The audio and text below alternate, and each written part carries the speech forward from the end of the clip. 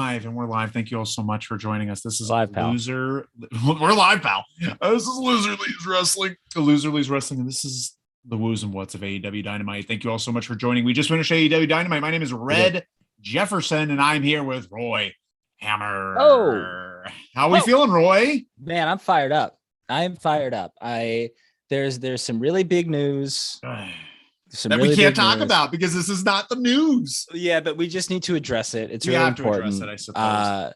Sabrina the Teenage Witch is all elite. That's honestly, I think she stormed the Capitol too. There's too many people that are associated with AEW right now that are questionable. Let's talk. Cody. Cody is faking it. He's a liar, and so is Tony Khan. They're feeding us information that's not true. No. That's not true. I believe that Cody. I'm just going to tell you. I believe Cody is going to go to WB, sign a year contract, and he's coming right back next year to AEW. That's what's going to happen. It's just going to happen that way. And he's literally said, Tony's just, he got so many people. He's clogging up, and he's literally like, Tony, I'll just go away and come back. And that's what it is. He's not giving up. And yes, he has stakes in the company. I believe he has ownership of some of that in the company. You don't think so? I refuse to believe it. I think this is real. I think a couple of things. We'll talk about what we think on Saturday. But for now, I was just gonna say that I'm bummed. I'm a little bummed. I'm getting over it. Watching this show made me get over it pretty quickly, but I just didn't. This is gonna sound negative, but I mean this in a positive way. I didn't really care about Cody really ever until AEW. And he just was so, how do I say this without sounding like a jabroni? He was very much the voice of the hapless, disengaged wrestling fan of our generation who was talking about how there needed to be an alternative. WWE was stale. I want to give you an alternative. So I very much hitched my wagon to his wagon, I guess. So it's sad to see him leave and go back to where he wanted to leave in the first place, but it also makes a lot of sense if you think about it. So I don't know. I'm going to say we want to tune in this Saturday. Yeah. Tune in this Saturday for the weekly wrestle. The weekly wrestle. Weekly wrestle, where we're going to talk more in depth about some other news that are happening this week as well. But we can't talk about. Let's not just talk about. And we can't just Cody's go into the news. This is a Dynamite review. Yeah, but how can we ignore? We should never mention it. We've lost the crowd. No, we didn't. Moses here. Moses. We got Joe and Mose here, y'all. Let's actually talk about that. Joe writes 2 Cody name drops by my count. Happily surprised that AEW didn't pretend he existed like the WWE would. That is fun. I'm glad for that. And actually, there's some things in the. We're going to talk about it. Mosex, a big part of the LLW fam. That's a delightful message. Called us bastards. I'm gonna blame we go, y'all. Bless you, Mose. I think you tried to text me too, but I'm a bad texter backer. Chica Marks says, off topic, but love this new background. Thank you so much, Chica Marks. Our very own intern designed it. Yes. LLW intern, part of the LLW family, designed it. We have to start talking about the show. We got to talk about the show. We got to get into the show. This is the woos and whats of AEW Dynamite. The woos and the whats, or the woos and the whats. Yeah. Whatever you want. Hugh Morris, what? Humorous, what? you love it. You love it. Let's talk about the first. Let's just open up the show. We get CM Punk. CM Punk sitting in the ring, cross-leg style. He said. He starts just talking. He just wants a conversation with the audience. And he's talking about how, like, 20 years ago, he was the guy that said, I'm better than you. And how, that's where it all started. People in the back right now, they started wrestling because of people like CM Punk, And the MJF keeps talking about Piper and Portland and Brett and Calgary and Shitty Max from Shitty Long Island. He tries to tether himself to Piper so much. He keeps saying Piper. He keeps trying to tether himself to Piper so much. Why don't you tether yourself to me? And that's when he pulls out a dog collar. And so I'm just going to quickly wrap up with MJF. MJF comes out. Punk's biting the dog collar. And MJF has nothing to say. Yeah, MJF has really nothing good. To say. Tremendous. Honestly, this is a great way to get you to a dog collar match, right? This is brilliant. Yeah. And what are your thoughts on this segment in general? I think this was a great segment. I think Punk was on fire here. I think it was perfect that MJF said nothing. I thought it was perfect. This was the perfect time for him to say nothing.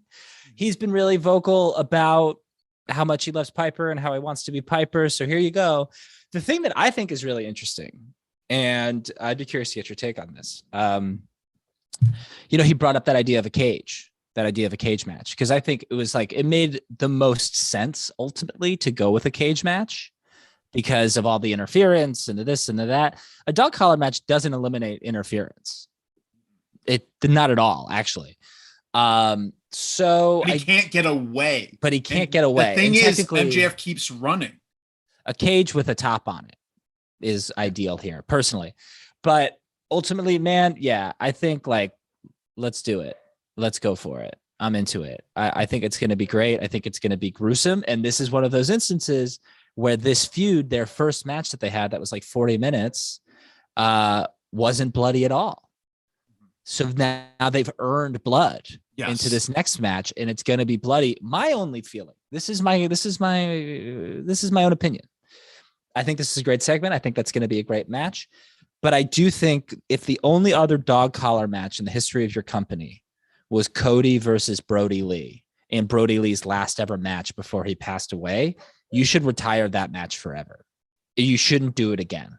I don't think. You think so? Personally, I think because of Brody Lee, not because of Cody, but because of Brody Lee. I don't think Brody Lee, like, I felt like if it was a match that Brody Lee was like attached to in some manner, besides it being his last match, I just honestly bless Brody Lee. I really am a big fan of Brody Lee. Of course. I loved his character when he came to AEW, but man, that I don't think that was the best match. I don't think that collar match was the best match. And it was, and obviously he was in rough, like secretly rough shape, where he didn't even know it was starting. Yeah, he was having like losing his breath and stuff like that. And honestly, it was too planned of a match, and I blame Cody for that. But that being said, I can't retire that type of match, especially when honestly I feel like this dog collar match is more associated with Punk. I think of dog collar match, and I think of Raven and Punk. Wow. Right on. That's awesome. That is not something I would ever expect to come out of your mouth, Mr. Indie Wrestling Hall of Fame denier, Red Jefferson over here. Doesn't mean, whoa. I could like ECW and think the show was shit. That match was in Ring of Honor. No, I'm saying in general. I'm saying I'm using the analogy. Like, okay. I could think ECW had great matches and think it's shit. Indie wrestling is great. And also, it does not deserve Hall of Fame. But we have some comments here. We have some. Oh, by the way, if you call the hotline right now, the lines are open. The lines are open. Yeah. So we did get a message here. Hey. Oh, I can't read this on the line. Sent an image. Ooh, we got an image from Mose of MJF as an action figure. That's pretty good. Definitely send tweets and everything, but the lines are open. So you could be on air with the LLW crew. We have some comments here. Powerful promo, unreal way to make the PPV worth watching. Very good. We're just getting started too. Joe writes, great promo by Punk and love that he shut up MJF for once. Not excited for a dog collar match though. Honestly, a dog collar match is a cool match. It's just the thing is what you have to do is you can't wrestle like it's a regular match. What Brody and Cody did is they did the same things that they would do in a regular match with a dog collar. And the dog collar was like 30 feet long. Yeah, there was so much chain, way too much chain. And it was too much. I forgot about that. So much chain. So it was so much chain so that he could do the dives outside the ring. Right. You should have a different set of rules with it. But Mose says, my guys, I've been waiting for this after show all week. Oh, bless you, Mose. Bless you so much. You're here. Welcome. Give us a call. Let us know what you think. But I will cut you off if it gets too long. No offense. Everyone will get cut off. Everyone can and will get cut off. Tony says, boom. Boom. Tony's here. There he goes. This week was a bit better. It was a bit better. Last week was fire. This week was fire too. AEW's on fire again. Me and Tony's on Team Red. It's true. It's crazy. It's true. It's nuts. True. MJF versus Punk light tube on a pole match. Tony, you're being a rascal. There he is, right Team now. Red. No, shut up. Get out of here. That's not Team Red. Bozak says, earning blood is a great quote. We need to let a new gen take on the dog collar to move on from Cody. I agree. Yeah. I don't think Cody did a good job, and I don't blame Brody for this. I do not. No, I don't either. But we have to talk about some other things. We're all very excited about it. And keep talking. Vamp for a second. I got it. 1 second. Keep I don't know what to say. Yeah, we're all very excited for it. If you do want to, by the way, you have to call up the hotline. Please call up the hotline. If you call up after the show, if you want to hear new hotline gossip, but if you want to talk to us during the show, call up now. But yeah, we have hotline gossip, and leave us a message. My pup was barking a lot, and I got nervous. Real quick, 201-574-7222 for the podcast. At the bottom of the screen. No, but for the podcast listeners, 201-574-7222 to hear that juicy hot gossip. How's Goose doing? Is Goose okay? Yeah, she's good. There's somebody misdelivered food to our house. So classic Goose. Classic. All right, moving on. We get a little promo package about Bryan and Mox and Lee Moriarty. Just a small, short but sweet. Just a kind of recap what's going on with Bryan and Mox and Lee and Bryan's interaction last week, where he wants there to be violence. He wants Lee to be violent. Yeah, he sure does. Good little package, but makes us excited for the match later on tonight. Yeah. Then we get a garbage thing. Tony with Jurassic Express and Christian. And Jungle Boy says he loves three-ways and battle royales, and Christian says stuff, and then Luchasaurus says stuff. What did you think of this? My partner is in the room, and my partners watch and used to watch a lot right in the beginning of AEW. We would watch Dynamite together. And so they're familiar with Jungle Boy. And when he said that line about three ways, they just went, ew, and left the room. So that's kind of how I feel about it too. Oh man. Yeah, that was a pretty, one other thing is it's just whatever. Yeah, I really I don't know. He's trying to force personality out, and you shouldn't. I like him being honestly, he's more of a cowboy than the Hangman Adam Page. He's too soft. What? He's too soft. I think he's Hangman too soft. Page. If you're talking about soft, Hangman Page is soft. That's one of what Jungle Boy is. You put Jungle Boy in the right light, he's Clint Eastwood. He's got like a brooding stare, and if you just keep him just not saying anything, he should never say anything. He's too pretty. He's exactly. Pretty. You could be pretty in a cowboy. Yeah, you got some. Hangman's pretty. Joe writes, fire promo by Mox. I like where this is going. Fight me before I'll side with you. We didn't get there yet, Joe. We didn't get there yet. Yeah, you're skipping ahead. But no, you're right. It is fire. Rudley 697. Jungle Boy is such a wild sort. I doubt you even watched it. I think you're just trying to mess with me. Are you trolling us right now, Rudley 697? Tony writes, can Christian just turn heel already? Yes, and take Sammy Guevara with you. Yeah. Honestly. Although I have good things to say about Sammy tonight. We will talk about Sammy coming up soon. Chico Mark says, I agree that Jack is a cowboy. Jack is a cowboy. You put a cowboy hat on him and you put some stirrups. Now, don't even have to do that. Just have him be a cowboy character. And a cowboy character is silent but deadly, like a fart. We got Joe writing, can Christian just retire again? Joe, you're just hating. Well, I like Christian. Why do we do? You don't like Christian either. You don't seem to react. I like Christian. I honestly, can I be honest with you for a moment? Sure. I'm on my work computer, so we can use that Zoom account. And I just got a message from my boss at 9:30. It's you're using the Zoom awful late, aren't you? I got very distracted for a second, but no, it's fine. I do like Christian. I think Christian was doing great work. I'm worried that he hasn't wrestled in such a long time. I'm a little worried that he's hurt or his head is fucked up or something, but I think it's good. Somebody who said it, Tony said, can Christian just turn heel already? I agree. It's time. Yeah. It's time. Mo says, looks like I like Jurassic, but we can agree that titles are not something that they were ready for. Yeah.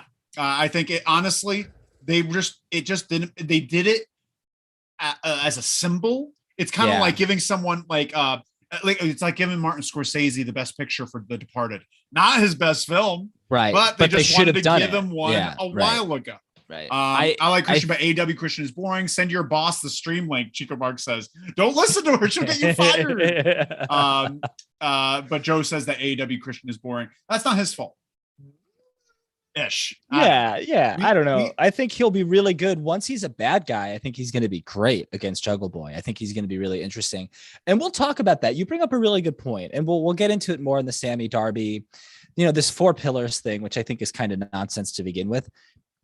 Jungle Boy's the one that I think of all of the ones isn't where he should be, but we'll get into that. We'll get into that. Let's go move on to the next thing here. Let's go. Bryan Danielson versus Lee Moriarty. Fuck yeah. And you know what, Roy? Melissa Joan Hart's in the crowd. And that's the way you start up this match. You're like, the stars are out tonight. And we have, what is she doing? Some Christian Bible rock with Kirk Cameron or something like that. I don't know. He's doing something with Kirk Cameron. Yeah. Something with Kirk Cameron. And that's the person. But honestly, let's talk about the match because we get real distracted with Sabrina. Great match. Great match. Daniel Bryan, Lee Moriarty. This was his best match in AEW, easily. But he looked like a star afterward. An absolute star. Great mat wrestling to start off. And when he went for the Border City stretch the first time, and JR's just like, what? I was like, he's going for the Border City stretch. What? And then he's like, it's Alex Shelley's move. He trained him, and he's just shut up. He didn't say anything. JR makes Excalibur's job so much harder. Exponentially harder. What? Then Bryan Danielson, and then he knows how to make Lee look important, which is really good. He makes everything Lee does look important. And one thing that, if you watch Bryan Danielson early in the match, when they're doing those moves, when he's kicking him or they're grabbing each other in locks, when someone gets you a hammer lock, your instinct is to ow. Yeah. Danielson doesn't do that.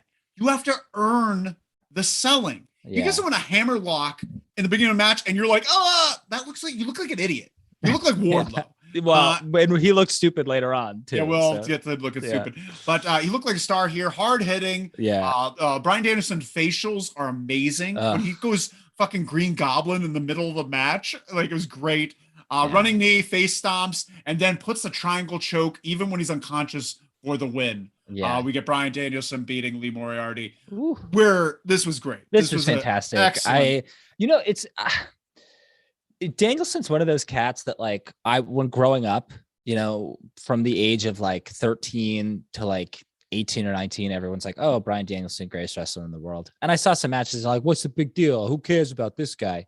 Because he wasn't flashy or whatever. But watching him now, I'm so grateful. Every time I watch him wrestle, especially a guy like Lee Moriarty or Eddie Kingston, not even the big names, but Eddie Kingston's a big name to me, but these guys, Dustin Rhodes, I just feel so grateful that I get to watch him wrestle the way that he wants to wrestle as an adult, so I can appreciate it the way it deserves to be appreciated. But that being said, he did most of this stuff in WWE. Sure. The past, once he got to that superstar peak, once he got to that 6 months before his WrestleMania, they realized, oh, we have to let him do what he wants in the ring because it works. They really did trust him. He was doing those foot stomps in WWE first. But let's see some comments here. Redley says adding some stirrups to his getup would really stir it up. Joe Redland says, yeah, ha. I think he meant yeehaw. Yeehaw. Oh, that's what he said. Yeah, ha. Redley says, thank you, Joe. Why didn't they mention my comment? Because we're busy trying to do a show. Joe said something but retracted it, which makes me very nervous. Mo says Lee Moriarty showed his skills in a powerful match. He's a future star. He's a future star. Big time. And Bryan just allowed it to shine. He let him come in. Chica Mark says, and John Kreese making Britt go Cobra Kai. Who is this guy? We'll get to it. Oh, I loved it so much. We'll talk about it. I loved it. I thought it was great. Melissa Joan Hart and the guy from Cobra Kai, star-studded. Oh, take it easy. It's true. That's honestly, it was insulting to have those two there. Mo says Bryan's Psycho Kick was the best scene in AEW. Yeah, it was. Is it called the Psycho Kick now? Sure. I don't know. I heard it called that today, and I didn't realize it until he. Did we talk about that leg vine spot where both of their legs are intertwined in the air and they're both balancing on their heads and they're punching each other. That was the most incredible thing I've ever seen. Leg vine? Wait, what? So they like their legs, like they get tangled in each other's legs and they spin around and they're both balancing on their heads in the middle of the ring and their legs are tangled up above them and they're trading strikes. Did you see this? My internet kicked out. I might have missed something. It was the craziest thing I've ever seen. You got to go back and just watch. I'm going to go find that. Before. It's great. Redley writes, running knees and face stomps sounds like my idea of a good time. You are a troll. So we've established you are official. A troll. Mozak says the production of filming makes Bryan look far better. Well, he looks great. I'm not sure what you mean by that. Yeah, but they definitely WWE or AEW. The AEW, they definitely. This match in particular definitely had some great close-ups of Bryan. Yeah, which were really great. Yeah. But excellent job. But right afterwards, we get Bryan Danielson grabbing the mic, and he's like, he came here to teach a lesson in violence. Pass or fail. Did he pass or fail? So and he knows he should never trust the American public. But he decides that he wanted to create a new violent AEW with Mox, and he wants an answer.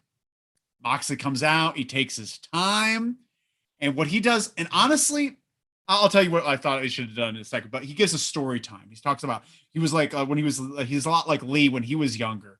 And one time he tried to take a shot at Bryan Danielson over in Ohio years ago. He name drops Tracy Smothers. I thought you would pop for that. Oh, I popped huge. Yeah. He came up short every single time he faced him. And it would be awesome to team with Bryan Danielson. Because, he gives something back. He loves violence, but he thinks Bryan Danielson's scared to stand across from Mox. He's like, I'm not saying yes or no. I'm not saying yes, but I'm not saying no. And he's got to leave it to Bryan if he wants to side with him because he's a coward. He wants to fight him and then side with him. What's the line? I don't stand side by side with someone who I haven't bled with or something like that. I wrote that. I wrote it down. It's a good line. Don't stand by side with someone unless he bleeds with them first. Yeah, hell yeah. Yeah, it's really good. Really good stuff. Honestly, I love what he did here. I wish this was a separate thing. I wish this was like a behind the scenes when he's like in the camera with just himself and he's just like talking in a junkyard. I wish he came out here. Like Bryan Danielson says all this stuff and he makes this long entrance out and he goes in, grabs the mic. He's like, nah, just like walks out, which would have been really good. Yeah. But you enjoyed it. You were a big fan I loved it. I loved it. I thought it was all great. I loved the energy of the whole promo. The crowd was eating the whole thing up. And I do think like the way to bridge the gap between a heel Bryan Danielson and a mega babyface Jon Moxley is to have them kill each other. Yeah. And then they earn each other's respect and they meet on common ground and they form this like unstoppable rookie crew led by the two of them. Yeah. I'm sorry, I just got distracted by my lights. It's Valentine's Day themed. Oh, Valentine's Day themed lights. And we got some comments here.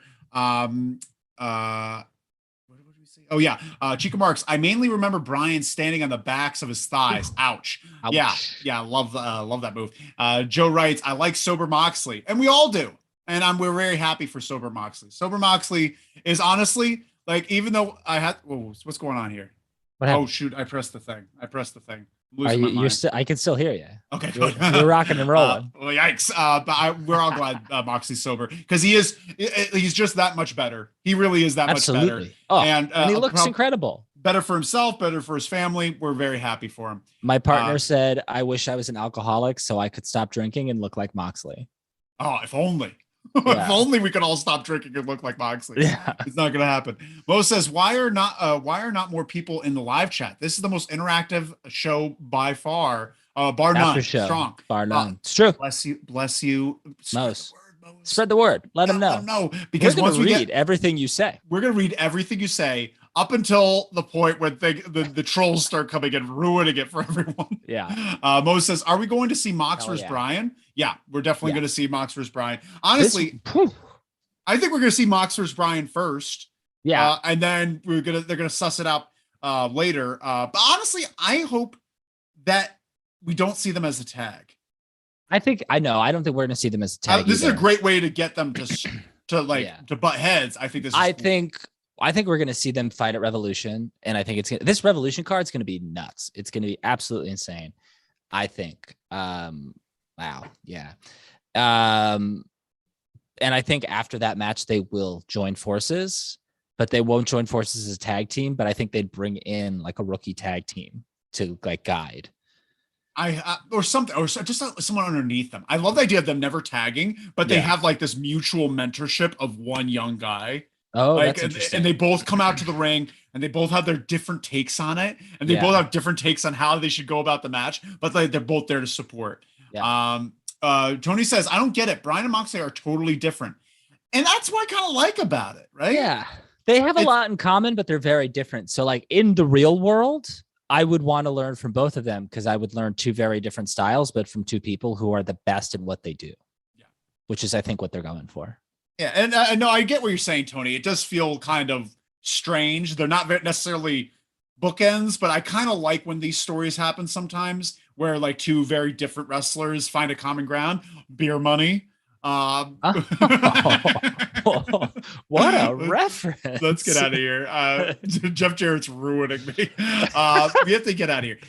Next up, we get. Can I just mention real quick? I was listening to that new Jarrett podcast, like we were talking about, and let's talk Jarrett real quick. Like I'm talking like 25 minutes before they actually talk about the topic. 25 minutes before they talk about the topic, but in those 25 minutes, 20 commercials. Yeah, I don't mind you going to Dyco.com yet? I don't really mind that because I would Dyco, yeah. Because I would rather, that's my bad. Whatever. I would rather listen to like Conrad say something for 10 seconds than like hear like a 40-minute commercial about fucking life insurance. So what do you got? No, we just got a text and I wish it was a call because I prefer you call in, but they just said a very nice thing as a it's Mose. As a podcaster, you guys are doing the show I wanted to do. Thanks for being there. Bless you, Mose. Bless you to death. Bless you to death. You're part of the LLW universe. Yeah. Moving on. Serious. What do we got here? Serious question. Ridley asked: has there ever been a tag team match where no side tagged? Probably. Maybe not. I know where one side didn't tag. Sure. What match? But where neither side tagged? What match was a match where only one side tagged? Oh, I could imagine where someone just was angry at their partner and refused to tag. And walked out. Like, walked out. There was an AEW match that happened recently. Whatever. But where neither tag. Very good question, Rudley 697. We're going to do some investigating, and we're going to let you know on the weekly wrestle this week. We're going to do some digging. Joe, the podcast must hate us.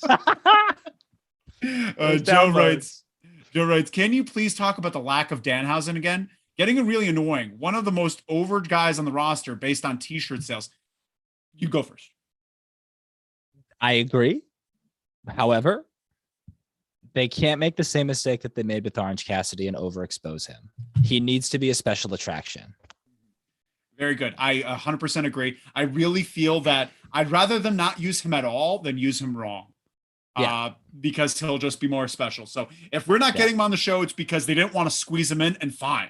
I'd rather them not squeeze him in. Let's just hold off a little bit. Honestly, I don't think they should have brought him in when they did. Like, they just had too much going on. Tony writes, Moxley should do a New Japan gimmick and drag around a rookie and make him his young boy. It would be funny. Yeah. He did that in Japan, and it was fantastic. With Shooter Yamino. And like Shooter would always get beat up, and he'd like drag Shooter with him and be like, "How you doing, Shooter?" And he'd be like, It was very fun. It was a good time. Tony writes, they actually listened to us, Mose, without even a super chat. By the way, I just found out about the concept of a super chat, and that's nauseating. That is such an insulting concept. I'm talking to every podcaster out there that uses super chat. You're disgusting. Yeah. like you have to pay for me to say your comment. It's ridiculous. Could someone screenshot that? Someone's going to grab that audio and throw it at their faces. Tell them I'm after. Yeah, tell JD from New York all about it. Who's JD from New York? Are they people? He's one of those guys that does super chats. Welcome. Joe writes, but you need at least expose him somewhat. Let's hold off. It's gonna happen. It's gonna happen. They didn't bring him on for nothing. They know he's a commodity. Honestly, and we talked about the last week. I don't know if you're gonna agree with this, Joe. Put him on Dark and let him be the star of Dark. Let it be Darkhausen. He did a thing, and I don't know if they're going to consistently do it. And it's probably not the best use of him if it's the only use for him. But they did a thing where he did his reaction, like they found him backstage somewhere on their social media, and they did like his reaction to what happened on Dynamite. If they did that every week, where he does his own like little mini, like this is what I thought of Dynamite, and he mispronounces everyone's names and like has a hoot and a half, like go. Yeah, I actually don't mind that. I don't mind him being a backstage character. Mo says, bless you. Now I'm Team Red. You said it. Tony said Team Red. I'm winning them over. What has this world come to? It's because I'm angry at other YouTube shows. And I could get really angry. That's true. We got to move on. We got to keep rolling. Oh my God, we're so far. We have so much to do. We started 15 minutes late. But still. Yeah. I'm timely. I'm a timely kid. You're a timely kid. That's true. Keith Lee video package. We get a brief video package. Very good. And he said it started off, it's only a matter of time. I really like that. That's a great way to start it off. Yeah. And it's a great way to kind of build him up. He talks about his opening match. Very exciting. And he says he's going to be the face of the Revelation. What is it called? The Fear of the Revelation, Fear of the Revolution. What is it called, Roy? The face of the revolution. I know. I was asking just because I knew you were looking at the comments. I was distracted. We're excited for Keith Lee. And yes. Do you think he's winning this match? I almost feel like he has to. If Andrade isn't in this match, he will win this match. You think it's a higher likelihood of Andrade winning over Keith Lee, especially since if Keith Lee and Andrade are in this match, when is it going to happen? A week from now? 2 weeks? A month? Yeah. What's today? Today's the 16th. The pay-per-view is on the 6th.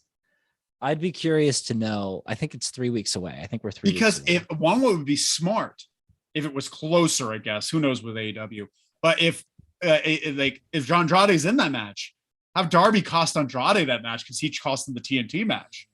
But it's a little far away, so who knows? Yeah, no, I think I don't know. I was hoping for an Andrade, Sammy, Darby 3-way at Revolution, but then you've already got a triple threat for the tag team titles. So I don't know if that's too many triple threats, but have we talked about who's in the triple threat yet? What triple threat for what? The tag titles? No. Well, I don't think we've gotten into that yet. They haven't given that. No. Do you know what's going to happen with that? No. They're going to do a battle royal next week. They do this every year. Every year they do this tag team battle royal. The winner of that goes to Revolution to fight the tag team champions. But this year, which I like because I've never heard of this before. And rather than make it TNA and really complicated, they just kind of broke it up where there's going to be one battle royal next week. And the winner of that match is going to the pay-per-view. And then there's going to be another battle royal the following week. And the winner of that battle royal also goes to the pay-per-view for a triple threat tag team title. All right. Match. I think that's good. I think it's good. I want to different. I want to let them do the different things. I'm happy with that. But we got some comments here. Joe says, I've been Team Red since 1989. What happened? Is that the Taylor Swift year? That's her album. Album 1989. Was she born in 1989? Joe and I bought a Taylor Swift album like 4 years ago when we met. That's what since 1989. Yeah, that's pretty sweet that you're referencing that. Tony, you've been slacking, Roy. Yeah, it's fucked up. Where's S? Where's my guy S? S has to have my back. Where's Swizz? John Busman's in the chat. I'm showing my friend Punk Raven dog collar match now. Hope to talk shit later. Blessings. Blessings, John. Blessings, John. Blessings, John. That's a great match. Honestly, it's my favorite dog collar match. Tony really says you're blown away by this, huh? I just find it really interesting. Tony says lol. Of course you would, Tony. Joe writes, love Keith Lee promo. More new guys need this. I think this is a great way to introduce people and kind of get them exposed. Mo says, I have no background on Keith, and yet I'm even more intrigued. Boy, are you gonna have a fun time with Keith Lee? Keith Lee, he's like think of like the biggest, most giant person you know that loves Dragon Ball Z. Like he just like and he talks like he just read a dictionary. He's great. He's great. The best. He's the best. Joe writes, bask in his glory. Look for the gif of him flying into Cole from NXT. He launches Cole into the barricade. It's pretty great. Yeah. You should check that out, Mose. Great idea, Joe. Thank you. Mo says, can we agree that 2 TNT belts makes no sense and one of them should be a new belt? Honestly, it should just They're the same belt. They're the same Shawn belt. Michaels, when he unified the two Intercontinentals, didn't carry around two of the exact same copy of the Intercontinentals. You look like a moron, Sam. You're just making me hate you more. And I want to like you because you're a babyface. He's such a heel. Such a heel. Bradley says, I'm Team Roy. He's never been mean to me on air. Thank you. Thank you. Check out Two Cute Brothers every Tuesday. Two Cute Brothers every Tuesday on Twitch, the Pack Theater. Moving on. We got to keep going. Wardlow versus Max Caster. Talk about an awkward life. I don't know why I said that. We got a very awkward start to this match. Wardlow and Max Caster both need someone in there to kind of hold their hand. Honestly, Wardlow versus Bowen would have probably been a better match. It felt like the blind leading the blind here. Essentially, like we had a commercial break, and then we get back, and then Caster was in the ring. He had a chain hidden underneath. Goes for a power bomb, hits him with the chain, does his elbow for him, and Wardlow breaks out, then goes for his power bomb, power bombs a bunch, and then he wins with the stupid foot on the chest. Honestly, I think, what has Wardlow been? I know on Dynamite, Wardlow's been backing MJF. Yeah. Has he been on Dark or Elevation the past 2 years? I think so. I don't really know, but if he has been, it's been in squash matches. Because he doesn't seem to get any better. No, and you know what? I'm going to do an impression of Wardlow. I don't know if I can. I can't wait. Because Max Caster at one point, like they're wrestling, and then Max Caster kicks him in the knee, and he goes, and then just like kind of like tumbles, and I'm like, you're a big man. He kicked you in the knee. You got kicked once. I didn't notice it. You'd been talking about it for the last few weeks about how he like oversells like really basic things and how it takes away from his character. You've been talking about it, but I hadn't seen it until tonight. And then I was like, I'm not into this anymore because now I've noticed it. He has to realize, like, the thing is, like, it is a very nuanced part of wrestling. And it's very difficult for a lot of people to do. Like Big Show, like Paul White had the hardest time doing this. If you watch him in WCW, he does not know how to act. Are we getting give us a call. You're sending us things. Is it Mo's again? I'm not sure yet. I can't look right now because I want to get this thought out. Oh, yeah, get your point out. But big Paul White, when he's in WCW, he didn't know how to wrestle like a giant. When he came to WB, he was selling everyone's everything. Yeah. He was having like back and forth matches with the Godfather. Austin pinned him like the second week he was on WWF television. Because like he doesn't realize like you shouldn't sell because he's such an athletic guy, and so is Wardlow. And they want to show off that they're big, but they could also be athletic. But you have to like pick your spots, especially when you're big. Show your importance, and especially when your finish is this like manhandling power bomb gimmick where you hit all these power bombs. You look dominant when you're doing that, but it doesn't come off as well if you're selling a kick to the knee for 30 seconds before it. Hook wrestles like a bigger wrestler than Wardlow. Yeah, Hook comes in at 5'10", looking like he's 6'5". Yeah, and Wardlow comes in at 6'4", looking like he's 5'10". Like it's just crazy. 100%. We got some comments here. Joe writes, is the 2-belt thing supposed to make us hate Sammy? Because it's working. You're right, Joe, and it is working. Like the cue cards. It is. Honestly, even though like I'm crazy, that everything about him is cringe. But we'll talk about it. We'll talk about it. Tony says, Wardlow does squash matches on Dark, so he's not learning anything. So like that's the thing is like, when is he getting better? When is he learning? It's frustrating. I agree. Next up, we have Bowen. Right after that, Bowens attacks Wardlow to gain the advantage, and Spears doesn't help. I don't like this. I think they should be friends, right? I thought Spears was turning babyface tonight because he showed up in a Nashville Predators hockey jersey, and they're in Nashville, and I was like, whoa, that's a weird babyface thing. But then they cut away. And you didn't see it happening, but when they cut back, Sean Spears has taken the jersey off and laid it on the floor and put a chair on top of it and sat on it. So I guess he's a heel still. That's pretty good. I just want him. Like, I don't think they realize the gold they have in them as a tag team or them as in a pairing, not even a tag team. Literally just have Sean Spears accompany him to the ring, and I'm sold. Well, I mean, look at Hangman and Kenny. Hangman was already a leagues better wrestler than Wardlow is right now when he got into a tag team with Kenny. But he learned so much from Kenny in like the 6 or 8 months that they were a consistent tag team and wrestling these matches. And he became that much better a wrestler and that much more prepared for the spot that he's in now. Wardlow could really benefit from having an actual tag team with Shawn Spears. Yeah, for sure. Just like when they paired Tony Atlas with Mark Henry. Let them learn from each other. Yes. Joe says send Hook. Let's always send Hook. Mo says F Spears. Stop the thought. Oh, Mose. We were getting along really well for a little bit. 10. We gotta move on. The only fun moment from that WrestleMania we went to was when he entered at number 10. Yeah, that was a rough rumble. That was it was. Well, the Cena Styles match was good. Keep going. Sorry.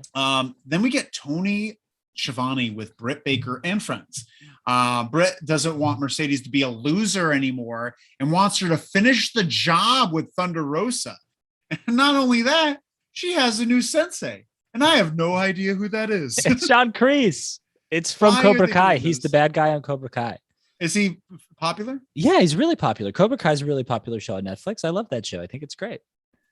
You should watch it. It sucks you in such a weird way. I started watching it 3 episodes in, and I was like, wow, this is a terrible show. No, you're wrong. And so I stopped because of how bad it was. It's a great show. Joe writes, if Spears ever turns face, does he switch to a beanbag chair? Balance ball? I'm all day balance ball. I go balance Honestly, ball. No, he should keep the chair. I think it's cute. He should keep the chair. But he'll put a little pad on it for his little tushy. No, it should just be a white chair. Right. Because that's what the baby faces do. Look, I understand that. Oh yeah, I'm sorry. Keep going. No, go give it to me. I was gonna say I understand that you didn't like the show and maybe you don't know John Kreese necessarily, but I thought Britt Baker did a good job in the segment, and so did he. He wasn't tricked by these live wrestling cameras and got confused. Also, another we'll talk about that in a moment, but he did a good job in that later. Wonderful tidbit from my partner is they thought that John Kreese was Dan Lambert, which is pretty funny. I thought it was Dan Lambert at first too. Yeah. I thought Dan Lambert was really sick. Joe writes maybe a tailgate chair. We should mess around. We should have a tailgated gimmick. Chico Mark's like he's the bad guy in Karate Kid movie. I guess. Yeah. And Cobra Kai. Moving on. Yeah. We got Tony with Hangman Page. Tony just ran from Britt Baker to Hangman in the ring. He wants to know how Hangman's doing because he just got that bad match last week. And as soon as he starts talking, he gets interrupted by Adam Cole. Adam Cole, baby. And he's to talk about all the battles that Hangman had. Kenny Omega, Bryan Danielson, and Lance Archer. And he's like a champion, but not for long. And Hangman's just like, I feel bad for you, Cole. When all your friends were out making AEW and you were stuck over there, and now you're never going to be champion. And then Cole thinks that, well, what? You're a bad friend to all your friends, all your Dark Order friends and all that. And then Hangman is ready for a rumble. He's ready to fight right now. But Cole's just like, listen, when it comes to time for us to fight, we're going to do it as mano a mano, as Sting would say. Mano. Mucho respecto from Adam Cole. And he's just like, may the best man win. They shake hands. Everything's copacetic. And then he gets out. And then Kyle O'Fish comes in and they attack. Kyle O'Fish? You like that? That's pretty good. I don't know what to call them. Red Dragon. Ugh, what a terrible name. It's a great name. And they attack him from behind. And then Cole joins in. Then the officials come out to break it up. And then Dark Order comes out way too late. They come out way too late. And then 10 awkwardly beats up the officials. Like that awkward moment where he's just like throwing them around, but also they are lead legs. They are not jumping any. Well, what bothered me here is that, there's a few things. But what bothered me is that you got to use security guards that haven't been on Dark a bunch of times. Like I could see that one of them was Baron Black. And I'm like, that's a wrestler. That's a real wrestler. And it's taking me away from this experience. And one of them is Dominic Guarini. And I'm not expecting everyone to know who that is. But I was excited because he's in this great indie tag team called Violence is Forever. And I had seen a rumor that they were backstage. They were a former MLW tag team that they were backstage. And I was like, oh, maybe they'll get involved. But they got involved by being security guards. They didn't actually really get involved. The thing that was really distracting for me in this segment is Adam Cole's hands. I was very distracted by Adam Cole's hands. They looked like hot dogs. He had gotten a little too much spray tan on his hands. And I was really distracted. Like, these are Hollywood Hulk Hogan hands, like circa 97. Like, that's very funny. I didn't notice that. Yeah. They did hide his baby arms very nicely with that leather jacket. I did also like that he said, "Get out of my ring, Tony." I love that. Was really good. That was a really good moment. But I'm interested in this match, but honestly, it's gonna be good. I don't think Adam Cole's ready. Like, he's been doing absolutely nothing since he's came in. And then he lost to Orange Cassidy. Yeah. Oh, and you should get a championship match? Like, no, it doesn't count. Honestly, who do we think is next in the championship? Like, MJF is busy. Yeah. Well, it should be MJF in theory, but I don't know. We got some comments here. Joe says, I do what the Mortal Kombat people at ringside finish him. We'll get to that, Joe. But yes, it was good. Tony says John Kreese stayed in character perfectly. Mo says Cobra Kai promo was more branding than Brandy did in the last 3 months of the company. Yeah, but the first 3 months of the company, it was last 3 months. The last 3 months, I disagree. Well, she hasn't done much. Joe says, you, my friend, get line of the week with that one. Mucho respecto. Mucho respecto. Joe loves that. Mosaics, baby arm versus the Hangman. We're very excited. No, we want baby arm versus baby hips. Matt Hardy versus Adam Cole. That's what we're pushing for. Watching Matt Hardy run down to the ring tonight, tough. It was very funny. It was very funny. It was cute. Poor guy. He's in so much pain all the time. Poor guy. Well, he's about to really go for it soon, you know. Moving on, we get a video package, another video package, Darby and Sammy video package. Yep. And Darby is like, the TNT Championship filled my void. And then Sammy says things. And I blanked out. I just passed out. I woke up in a stupor after Sammy started talking. Go! as soon as I heard my first Big Bang commercial come on. Moving on. We have Jericho and Hager versus Santana and Ortiz. Man, this was the surprise of the night for me because this was a good match. This is a solid match. I really think Jericho put on his working boots for this one. Yeah, I think he did. Real quick, though, the Proud and Powerful makeup is looking more and more like Sting Danhausen each week. Like, literally, they're becoming more intricate with it. Like, at one point, it was like Dead Presidents, where it was just like, like half black eyes, half white. It was like good. And then their beards were there. And now it's just looking too, like, just keep it simple, guys. But as soon as they come out and things are about to get started, who comes out to the ring? Oh, God. My Eddie boy Kingston Eddie walks out. Great moment. And seeing the look on Jericho's face, like, oh, this is the shit. Yeah. Jericho does a great job. Jericho, for all his faults, and we are not a fan of Jericho on LLW. No. We're not Jericho fans, but we're not Jericho-holics. We're not Jericho-holics. At one point, I was addicted to Jericho Hall, but for sure. I sobered up real fast. He was fired up today, though, and he actually tweaked his knee, I think, early on, which actually was weird. He kind of slowed down a bit. But the Proud and Powerful are so good together. Really I think good. Santana is a future champion. Dude, I'm telling you, he's also breaking out on the indies a little bit, and he's wrestling some singles matches on the indies. You know who he's wrestling next on the indies? Who's he wrestling next on the indies? At the next Terminus show, he's headlining against Jonathan Gresham for the Ring of Honor title. It's going to be good.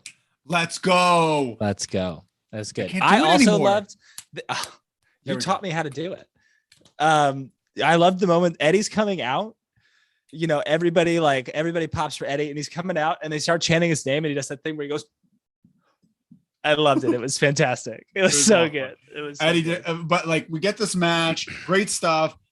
Jericho kicks out of the street sweeper, which was a little much. Yeah, I didn't like that. Jericho drop kicks Kingston off the apron, very good. Proud and Powerful win with a discus lariat to Jericho because he was distracted after that. Yeah. Weird that they got that gets the win, but not the street sweeper, the most ultimate move.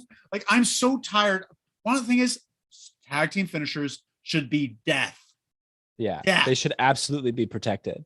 100%. 100%. But afterwards, we get Jericho and Eddie brawl. Jericho immediately gets out of the ring and runs as fast as his legs can carry him towards Eddie. He is dang tired. And even Eddie's just like, you really want to go right now?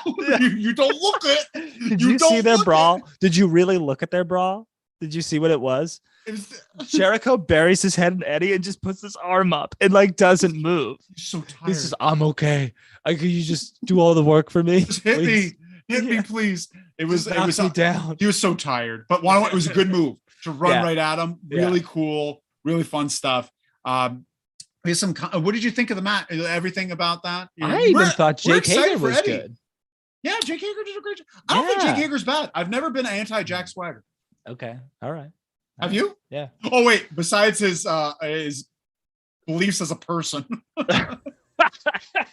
but as a performer, I think he's okay. I always thought he was great. I liked him a lot in WWE. I think that he could be a valuable player. For him. I was excited for him because I thought he'd be like a big time guy. I don't know, but honestly, he wasn't really. When I first saw Jack Swagger and I saw him on ECW. This was the ECW TV. And he came out and he was doing those moves. And then he'd do the finisher and then he'd just come out and smile. He'd do a smile. And I was just like, the gut wrench powerbomb. Oh, okay. And I remember thinking, like, that's such a cool I wish they kept that. This kind of like smiling psychopath, the Christian Bale psychopath, the American Psycho. And that's what I thought they were doing with him. But he doesn't have the character. I did actually, that reminded me that I really liked that when Hager was in the ring, he kept screaming at Santana, like, why are you doing this?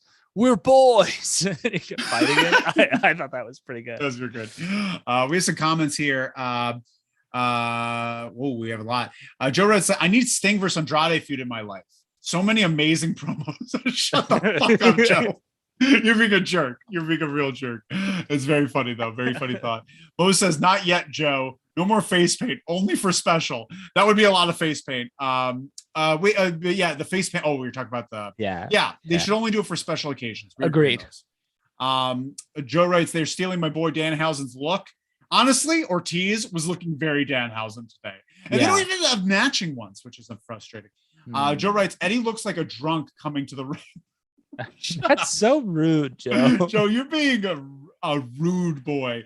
Chica Marks writes, between them, Darby, Sting, Rosa, Danhausen, there must be buckets of white and black face paint backstage. Honestly, can someone switch it up? Rosa switches it up, though. I don't think the base of her face paint. I've seen her in a few different things. I've seen her in red paint a little bit. Yeah. We'll talk about her outfit today, which I'm very excited about. Oh, boy. Mose writes, Eddie was great action, but I agree he was protecting his eye. That makes sense. Why Jericho wasn't swinging for the fences. Right. He was protecting him. Oh, that's good. That's a good point. Joe writes, Danhausen doesn't have makeup. His human look is the makeup. That's very funny. That's very silly. Mo says Hager is great as long as he never talks with his cross eyes. Fucking Christ, brutal. Christ. Who do you think you're talking to? Shawn Michaels? Joe, that is 100% correct. Have you ever heard that story about Shawn Michaels' eye and how it happened? Have you heard about this? So it was normal for a long time. And then no, he was wrestling Kane in like 2007 and Kane gave him like a back suplex and just like a nerve died in his eye. And that was it. It just like was never the same again. There's like a deleted scene from the Bret Hart Shawn Michaels DVD where they sit down and talk about their feud, where he's just telling Bret about it. And Bret goes, yeah, that's crazy. And his head just were like, fuck yeah, Kane. Glenn did it. I had a fucking stroke and you're complaining about your eye. I'm so sorry you had 8 more years of career. I also want to point out that there was a sign in the crowd when Jericho came to the ring that said Chris Jericho wipes back to front. Pretty funny. He's got shitty balls. Very funny. Rock's here. Rock's in the chat. Hi guys. Thank you so much. Blessings. Rock. Blessings to what? Good to hear from them. Yeah, Rock. Right. We got to keep moving on though. Rock, you're missing out on a lot, but you came in at the right time because we're about to get to the biggest part of the show. We get the elite and undisputed talking shit with Brandon Cutler.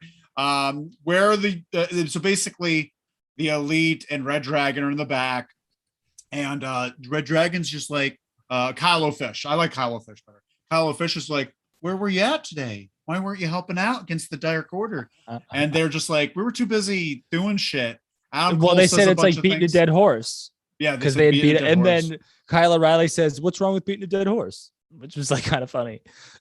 You hate these guys so much, and it's so good. And then Young Bucks and Kyle brag. They start talking about their kids a bunch, and then they split. But this was the only interesting part. Then Adam Cole they both leave, and then he's just like, which way do I go? Yeah. Where do I go? And honestly, I feel like they're doing this feud all wrong, right? What do you think of this? I think they're just killing time until Kenny gets back.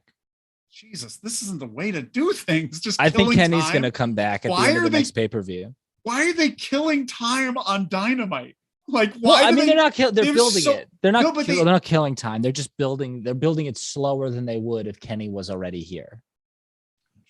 All right. We got Mozek saying, "Christ, Michaels has like wall eyes."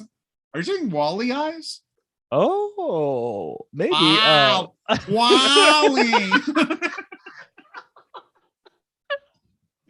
Joe says Shawn Michaels is cross-eyed. Now I got to go watch old promos. I had some friends that would do a Shawn Michaels. We crossed a line that we can't come back from. We're going to get canceled. Shit. Joe writes, Cutler had the line of the night. Which way are you going to go, Cole? Priceless. Very fun. Yeah. And then he said, shut up, Brandon. Is doing cross-eyes offensive? It's probably offensive. I don't know. But doing cross-eyed Wally is like wild. That's next level. I hope everyone's really enjoying that. I hope you're all enjoying my demise. Moving on, we get not going to get that at a JD from New York. Yeah, you won't get that from JD. They'll make you a super pay for it. They're like, you got to pay $3,000 for me to go cross-eyed and say Wally. Moving on, we got to get out of here. Bad things gonna happen. Mo says Kenny will sweep Cole off the map. Yeah. Oh yeah. Well, we're getting to a very interesting part of the night. We get a no DQ match. Yeah. No DQ match. Mercedes Martinez versus Thunder Rosa. Yeah. Oh. And Rosa comes out looking like the bride from Kill Bill.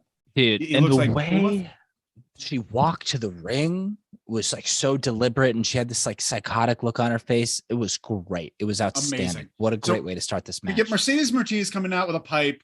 And then we get Thunder Rosa coming out with a chair, dressed like Kill Bill attire, ready to fucking go. They immediately go at it, throwing each other into things, pulling out all the weapons they can. There's this one point. Do you remember when Thunder Rosa launches Mercedes Martinez into the barricade? I was going to bring this up. Thinking the barricade was attached. It was not attached. Falls flat. Thank God she moved her arms. Yeah. But like it honestly she didn't get hurt that much, but like if she had kept her arms there, boy, would that have been a bad pain. Man, I was thinking of, when I saw that spot, I thought of Tough Enough season 1. And you may ask yourself, why? Oh, well, actually it's because Taz is yelling at all of the recruits and he goes, I know how to fall, brother. If I slip on orange juice in the supermarket and fall down, I'm not going to hit my head because I know how to fall. Thank God Mercedes Martinez knows how to fall. Thank God she knows how to fall. We have a call here. We have a call from a listener. Please, hi, listener. Please state your name.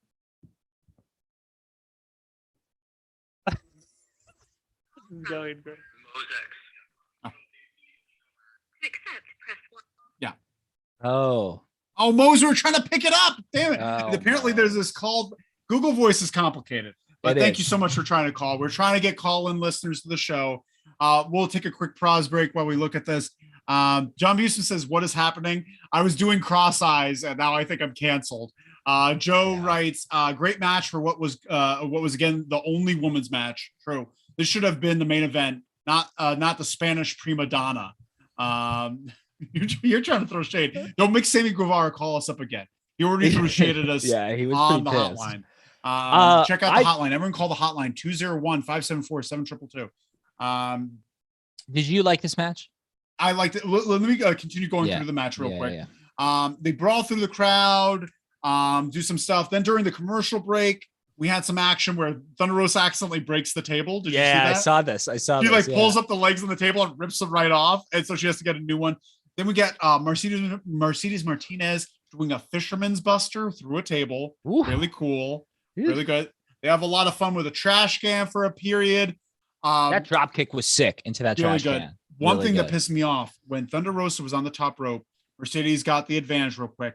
Mercedes Martinez literally moved her body to fit on the turnbuckle. I did notice that. And I don't like that. I don't like when that happens either. Mercedes Martinez move you in position. You should not literally move yourself to the point where you're supposed to get. You turned your back to her on the turnbuckle. Right. It just didn't make sense. Yeah, but she gave her a spider suplex, which was my favorite move in SmackDown vs. Raw in the early days. That was my finisher. That move is so sick, but also like, let's be careful and let's save it for special occasions. But this called for it, and it was awesome.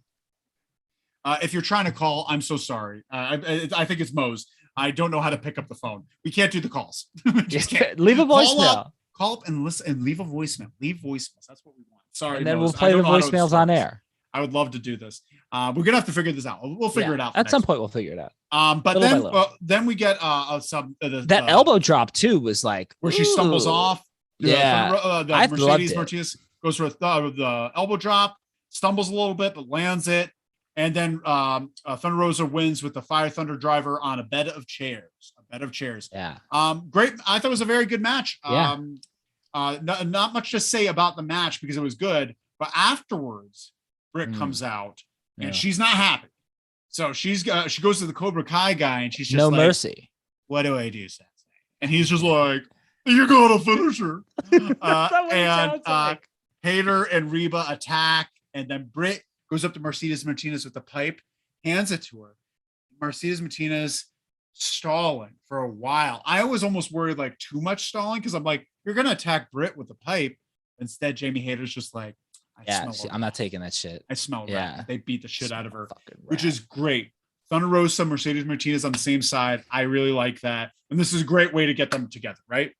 Yeah, 100%. And yeah, I just think this is a great example of like pro wrestling doesn't always need to be pretty. It can be violent and intense. And that's exactly what this match was. It was clunky, but it was clunky because they were trying so hard to kill each other. And I thought it was great. Yeah, I thought it was very good. Very fun stuff. And I like the pairing of those two together. We get some comments here. Joe says, "I'll call in the news this weekend if you take them." Call in on the news this week. He'll call the news. Yeah, you never know. Oh, we might be doing that. Who knows? It's special news this weekend too, because it's technically a pay-per-view post show as well. Yeah, there's a lot going on. Then we got here. Chica Mark says, "I like the match, and I'm worried they won't make the story as great as it can be." That's fair to worry about that. That's completely fair. My only thing would be maybe we're okay because Britt Baker's involved and they do their best with Britt Baker. Yeah, we'll see. We'll see. John Busman writes, "The suplex was nasty. I loved it." Yes, that spider suplex, awesome. Really honestly, cool. It's one of my favorite. It's literally the spot I think of in my brain of like a video game spot. Like that's just too sick for words, but I really loved it. Mose says, "What I was going to say on the phone was no blood was okay in this case. It felt real without trying to top last week." Great point, Mose. Great point, because you don't always have to have blood. It could still be impactful with just hard-hitting action. Yeah, 100%. And Kill Bill, 100%, but I was thinking Game of Death. Not sure the reference. Yeah. Game of Death is actually probably what Quentin Tarantino was basing. Probably took it from. Kill Bill off of from Game of Death. I'm just going to assume it's a Japanese movie.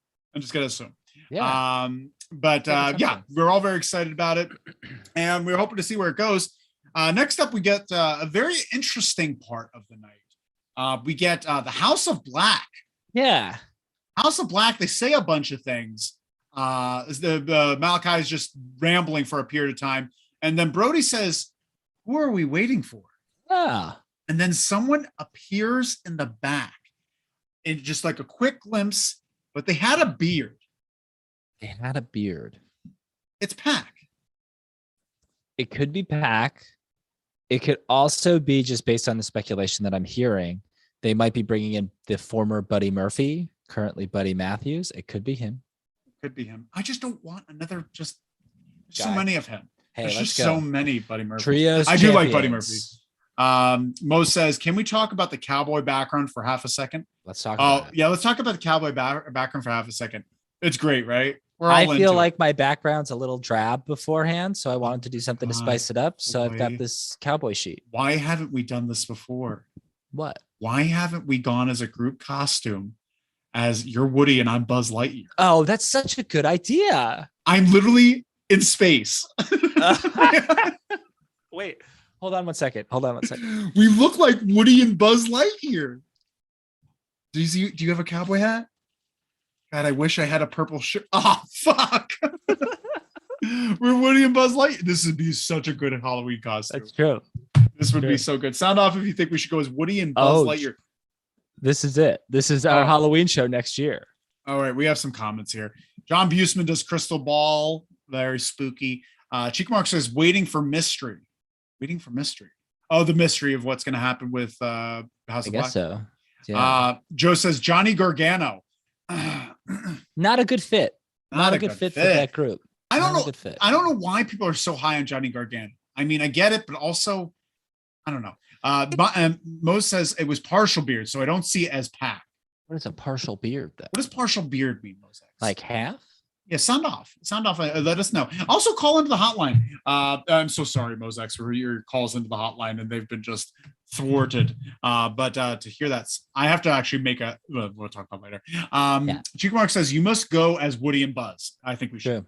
Makes a lot of sense. Joe says, Red, can you and Roy fit in my toddler's Woody and Buzz pajamas? Fire. Yeah. Yeah, probably. Honestly, they're stretchy material. Yeah, they're stretchy. I'll rip it. Mo says, oh shit, this is clutch with the hat. Very clutch. Right. I'm so upset I don't have a purple shirt to wrap around my head. I'm very upset right now. Honestly, I have a purple shirt too. It's the roller derby shirt, right? Roller derby shirt. Yeah. All right. We have to keep moving. Because we're getting stuck here. Next up, we get a video package. Another one, Roy. Where'd you go? I dropped my pen cap. We get another video package, a Switchblade Jade White package. Jay White. Whatever. And he's saying a bunch of things that he's a threat.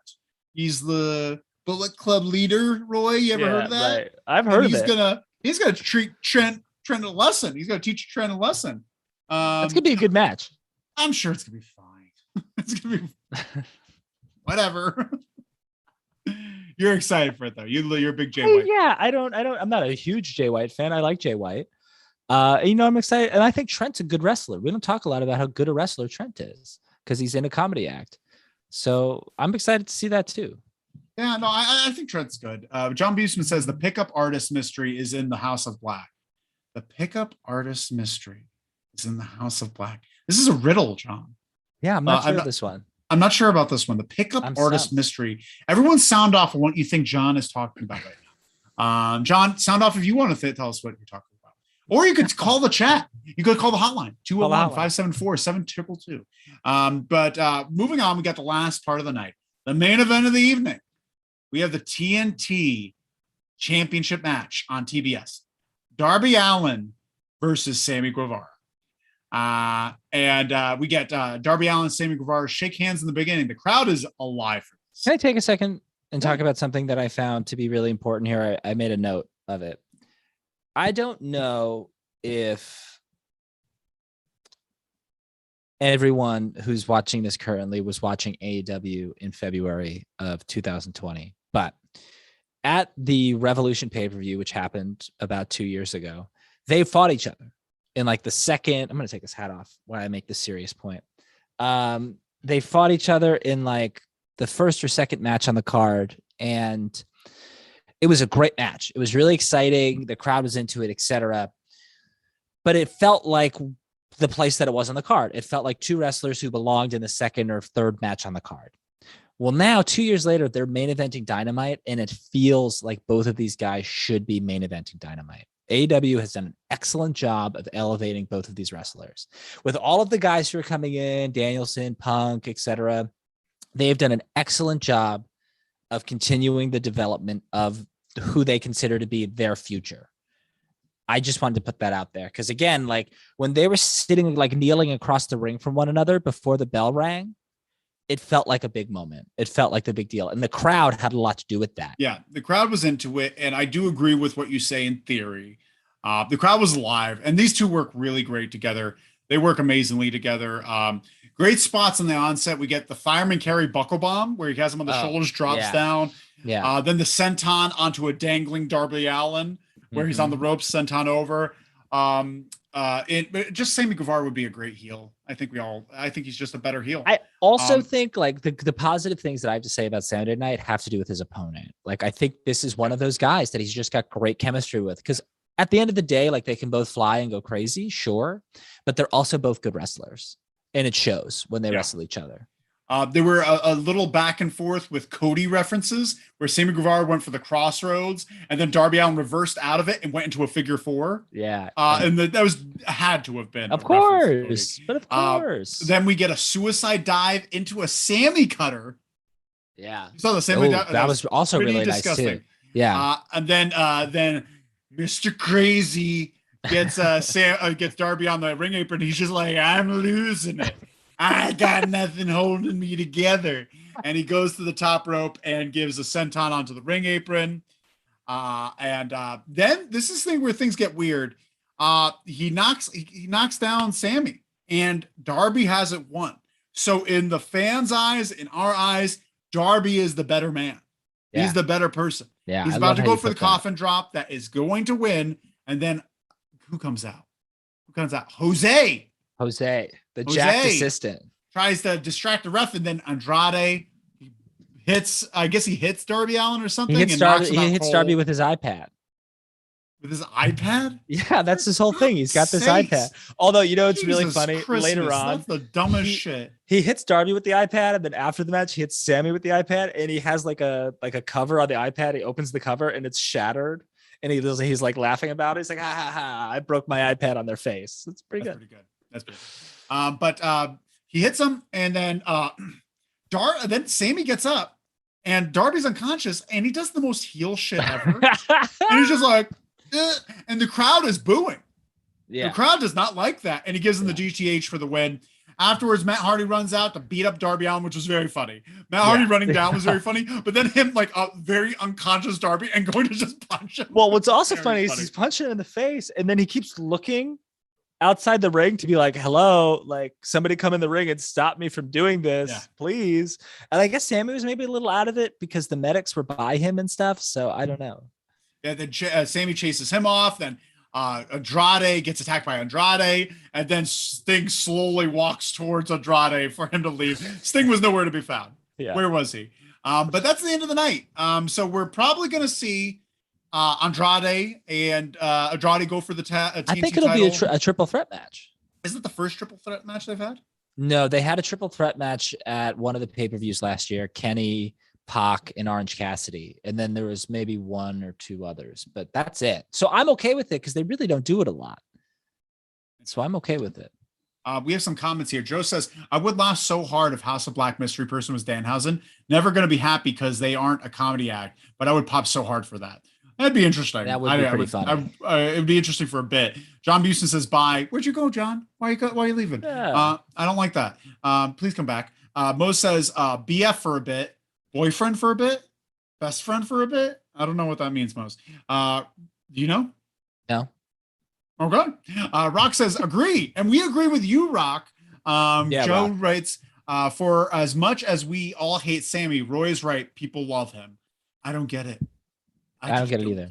I don't get it either. Mo says, I agree. They elevated their positions to a moment. John says, old Sammy 2 belts. He holds the TNT title and his interim TNT title. It's very lame.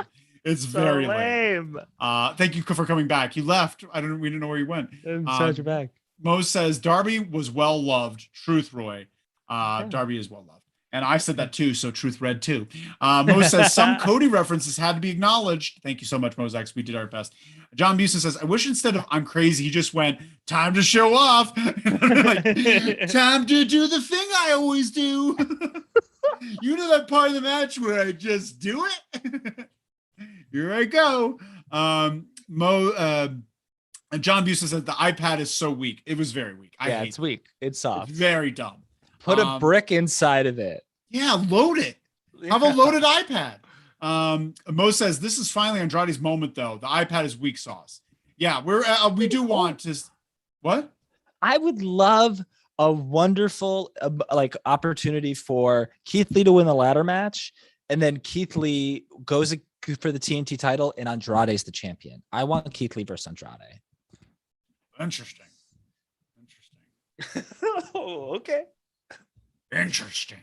Then we have John Beeson says Sammy had to get his 2 belts before he could make the save. Yeah, and that's actually very funny. He did nothing up until that point. Like he needed to get his 2 belts. Very silly. Chicamark says I found it all confusing. That's fair. That's completely fair. The timing was a little off for the post-match stuff. A lot of weird stuff. Mo says Sting's knees are as strong as Matt Hardy's. Sting's knees are as strong as Matt Hardy's hips. Honestly, Sting's you could make a real Frankenstein. Honestly, that's a real. I was thinking of a Frankenstein with Sting's knees, Matt Hardy's hips, Adam Cole's arms, and Miro's neck. His neck that's made of sand. He's Mr. Glass. That would be Mr. Glass. Chicamark says if it were a Chromebook, it would have survived. That's true. Sponsored. John Beeson is sponsored by Chrome. That would be a great commercial. Honestly, they're missing out on a lot of ad space. But wow. Hey. What are we excited for coming up? Are we excited for anything? I'm excited for the news you can't lose this Saturday. I'm pumped honestly. Up for that. I was gonna say, there's nothing to be excited for on Friday with Rampage, but Saturday morning. Yeah, we're gonna be there. The weekly wrestle Saturday afternoon, depending on where in the world you Saturday are. Afternoon. 3 p.m. Eastern, 12 p.m. Pacific. But you should check right it out. After the Elimination Chamber pay-per-view in Saudi Arabia. So if you need to cleanse your palate post-show, come hang out with us. We're probably not going to talk about it. Did you want to watch that? I'm probably going to watch it and not talk about it, though. I can't help it. Let's all watch it and never talk about it. There's some other really exciting wrestling that's on Saturday, though. There's actually an Impact show that's on Saturday night that I'm pretty excited about, for the record. There's a lot of fun stuff happening, but what fun we had today. Yeah. Also, let's just take a real second. We're talking about what we're excited about. I mean, Revolution, the pay-per-view itself, is in a few weeks, and we're looking at Adam Cole versus Hangman Page. The dog collar match has already been confirmed.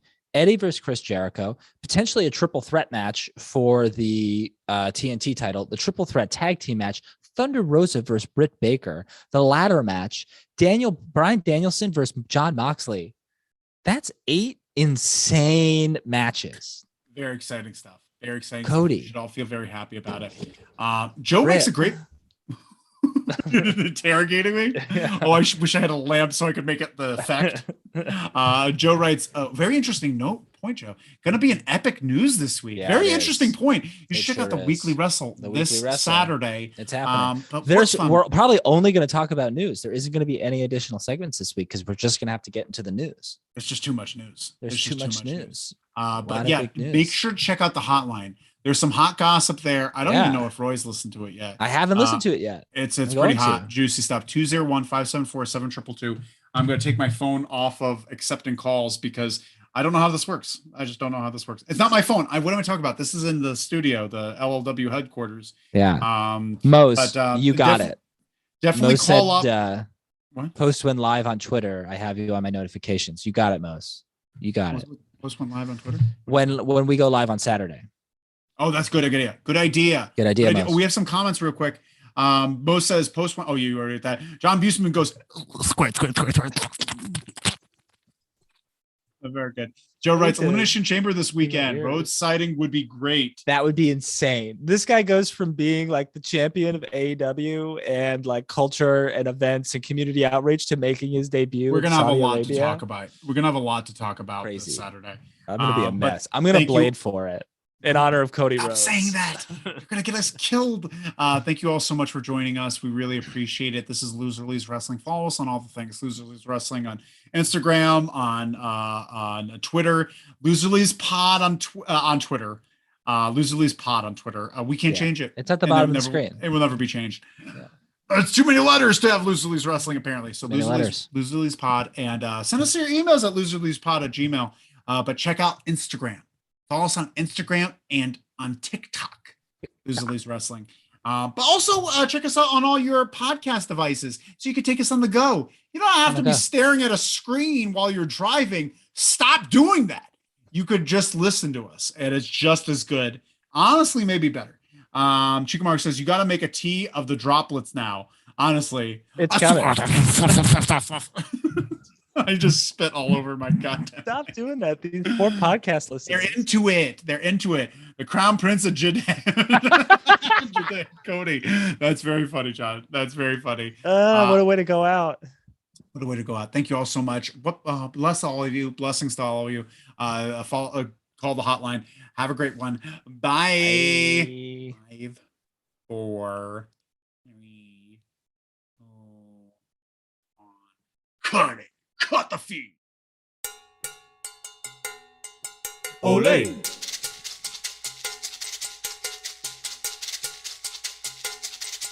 Ole.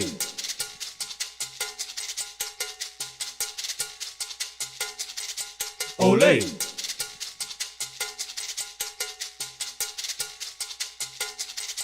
Ole.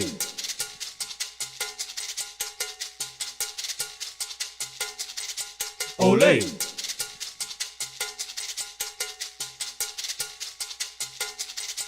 Ole.